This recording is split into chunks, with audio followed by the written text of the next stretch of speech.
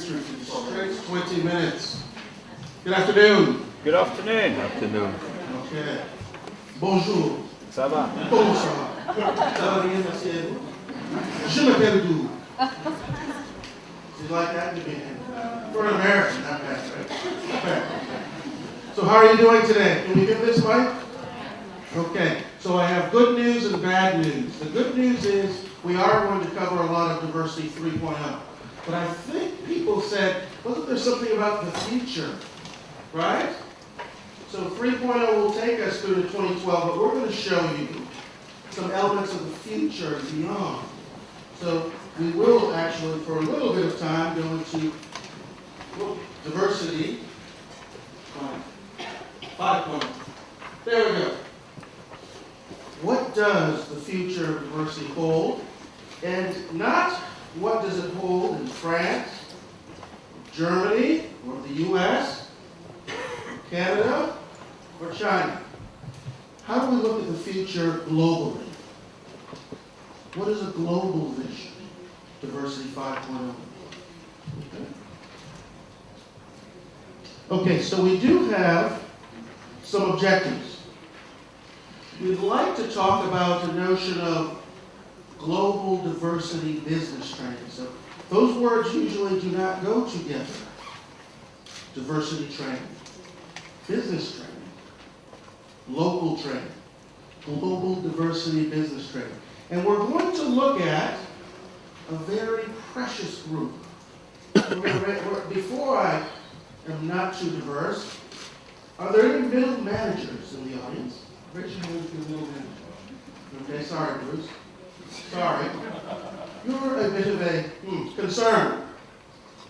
We need to engage you more, right?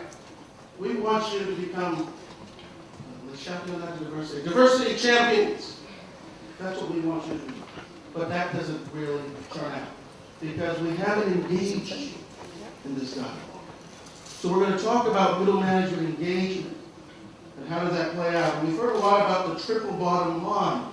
We will talk about elements of that as well. Okay, so I want to put a caveat. Because it's global, it's a little harder to do this chart, but we're going to give it a try. What is going on in terms of a global evolution of diversity to even get to this notion of 3.0? Let's take a look.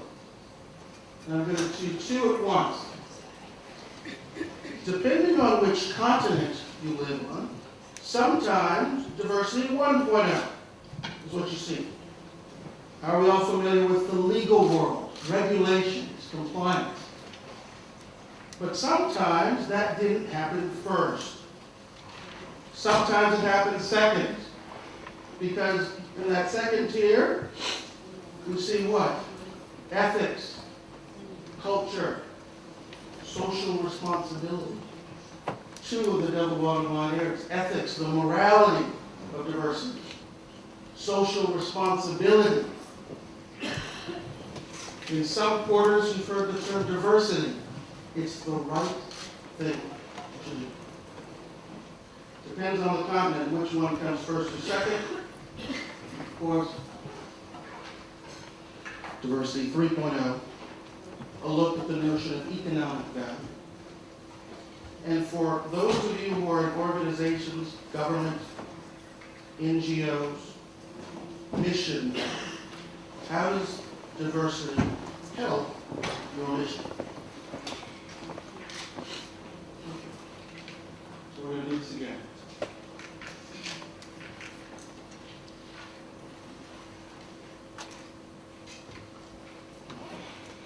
So once again, we have this challenge, depending on which continent. I'll put both of them together. We have diversity training. Raise your hand if you're familiar with diversity training. Okay? See it? Right? Okay, so depending where you are, some of you got, in the US, we got regulatory training, compliance first, equity training. In other parts of the world, you would have seen workforce or workplace training, talent acquisition, managing differences, a lot of discussion, wisdom, okay? 3.0, believe it or not, there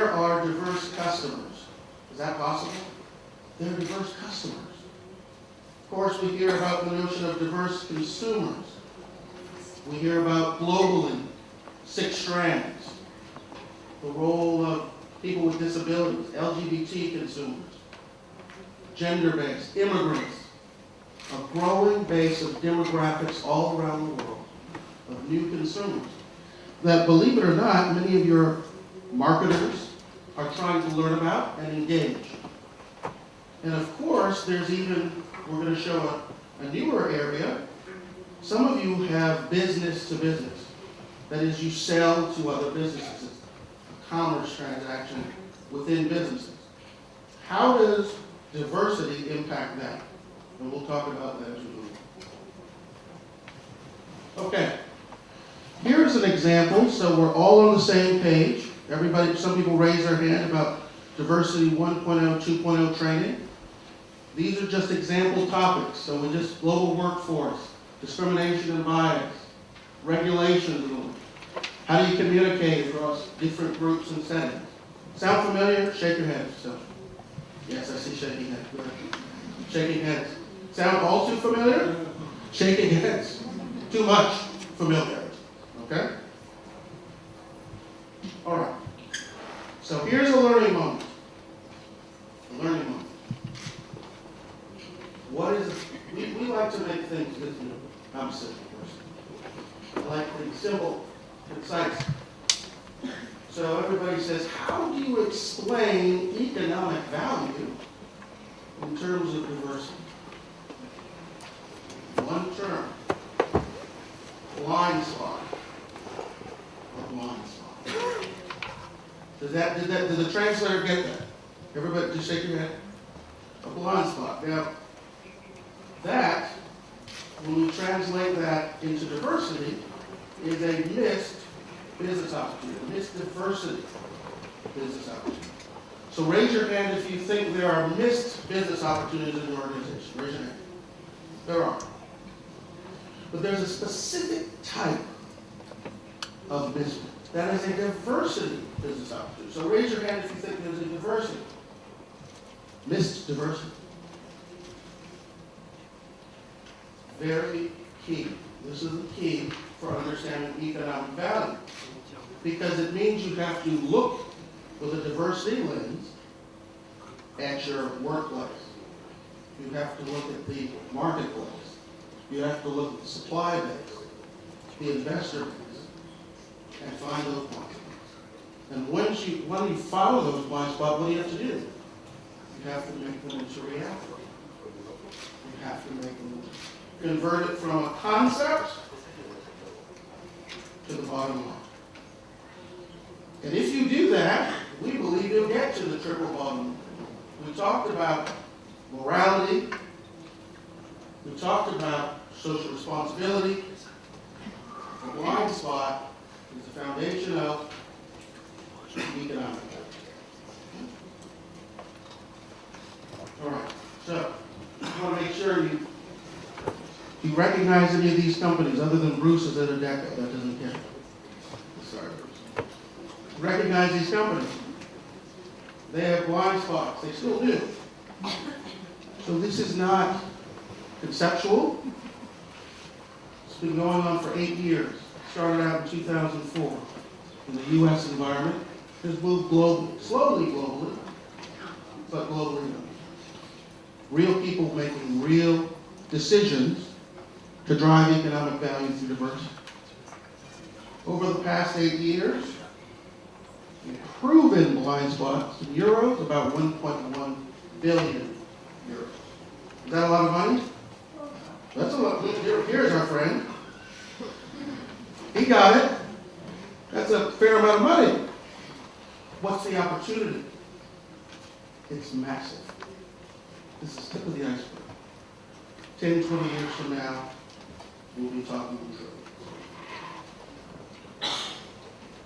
Okay, so whenever you build a business model, it has to be based on hard business drivers. A good author, Jeff Thull, who looks at global business theory. None of this is new, but we must remind ourselves where we place diversity with all of these business drivers. competitive advantage, regulatory management, shareholder value, talent and employee engagement, customer experience. 5 drivers. Diversity and blind spots and value are right there. But it's up to you to identify how does diversity help and support those business growth. Okay. Anybody from the UK? Raise your hand if you're from the UK. Okay. How are you going to do? You have the Olympics coming up, right? Think you'll do well? Think you'll beat America? You really think so? You're probably right. You got the Olympics coming up. Now, what does the Olympics and diversity have to do with this discussion? Okay. Well, there's something in the U.S. the term is RFP, in the EU it's tender. Raise your hand if you're familiar with the term tender. Right? So it's very difficult. Contract. Buyer says, we want to purchase something. And it is probably a substantial amount of money. Well, there are tenders, even at the Olympics.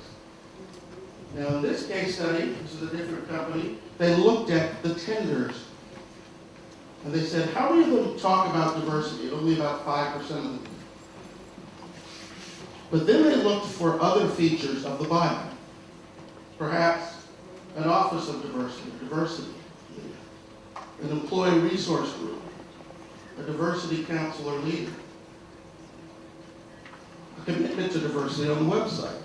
And when they looked at those other indicators, they found that about 20%, 18.5%, of those tenders have what we call a diversity value proposition. So what does that mean? We're familiar with the value proposition. Price, price, and price, right? That's the value proposition. Price, price, and price. Get that? Nobody cared about that. Those are shown. Subtle. Very subtle show. That's my French death. Deep. I'm not shallow. Okay. But you get bonus points. That's why it matters. When you fill out these tenders well with the diversity value proposition, you get extra points. Now, in the Olympics case, correct me if the UK colleagues there if I'm wrong, anywhere from 15 to 20% of the value of your tender. Okay? Does it matter? That's important. It's pretty bad if you come back and you had 10 million pounds of business and you forgot to fill out what? The diversity section. Right? Or you didn't do it well anymore. So these are ways in which these were blind spots. There aren't anymore. There aren't anymore. We had an organization that had this blind spot in the first one. Then they lost about 20 million pounds of business. And then they corrected that. Then one about 40. Okay, so these are blind spots for a while. But they go away. All right, so middle managers, our friends. It's going to get rough now, so we're going to talk about you. Middle managers, there was a question, we did a survey, and we asked them a basic question. Are you engaged around your diversity initiative? Yes or no? 42% said yes. That means 58% said absolutely not. They're not engaged. And if you don't have your middle managers engaged, how are you going to make them into diversity champions? And the diversity champions are required to do what? Drive a diversity initiative and incorporate it at scale, locally and globally. So you need these folks. But quantitative data is not as powerful as qualitative data. Okay. Here are some of the reasons they weren't engaged, particularly related to diversity training. It's an event model. There's no follow-up or continuity. Skills, I'm aware, but it's how does this help me help the business? And you see another example, champion. I want to become a diversity champion, but how? What's the problem? It's a big problem. We need our middle manager. What do? We've got to think differently. We've got to give them. We have to treat them like customers. If you look at, I think we had a leader from Total who leads all these wonderful trainings. I believe those provide business skills, leadership training, or how to build a well in Russia training. Those provide skills. So we better make sure, and we've been doing it, by the way, but we better make sure our messaging shows that we have real business skills. Could we train our managers how to find their blind spots? Yes? We can. Okay? Could we show them how to become inclusive leaders? Using the power of empathy? Yes. Could we show them, even if they're inclusive leaders, that they have to have an inclusive work environment? Okay? Global cultural competency skill, huge. And this is a specialist one in North America, showing salespeople how to leverage diversity for tenders and RFP lines. You can do these things. You can provide them business skills. And when you do that, the number grows. It grows dramatically. Okay. So we're going to skip a few slides because I'm going to be on time. Right? I am going to be on time. All right.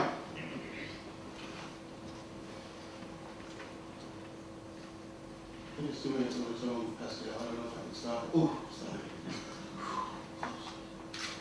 What's 2013 and beyond look like? Innovation. How does diversity drive innovation? Sustainability has many different terms. This terminology is utilized to integrate diversity into the core business strategy so that the middle managers can lead at scale. So is this happening? A little bit. We're going to give you some quick taste of a little bit. This is a group. Whoop. This is a group. Disney. Heard of Disney? Raise your hand. Yep. Like I have a 4-year-old kid. She loves them. Imagineers, people that envision the future. They are the most creative types in their organization. How do you impact them? Through a process called ideation. You have to impact how they think. This is a summit, an example. I know it's hard to see. Disney made it that way. But at one end of this, this is illustrative. It shows that there is a process to impact the idea creation. In this case, 250 Imagineers. And that's one set of the process. The second set is an ideation assessment. 6 components to look at where they are today and how they are in the future. Okay. In 5.0, how do you integrate diversity? And we say, enhance the core pillars of the business strategy. Enhance the people strategy. Enhance the customer strategy. And once again, this is illustrative. People don't want you to see what they're really doing, but you can see a little bit. Fair. Many of our senior executives are recruited by them, the largest executive recruitment firm in the world. You have to work with the C-suite. That's why it's so tough. How many of you can get 6 hours with the C-suite? Chief executive, chief marketing officer, chief financial officer, chief legal officer, chief HR. That's what you have to do because they have to figure out this very question. 1 or 2 ways that diversity enhances each of those strategic pillars. And once you've gotten there, you can lead from the top and drive to the future and create a sustainable, diverse universe globally. So with that, I am on time, which is my brightest moment, apparently. So I'll hand it over to Pascal. Thank you for your time.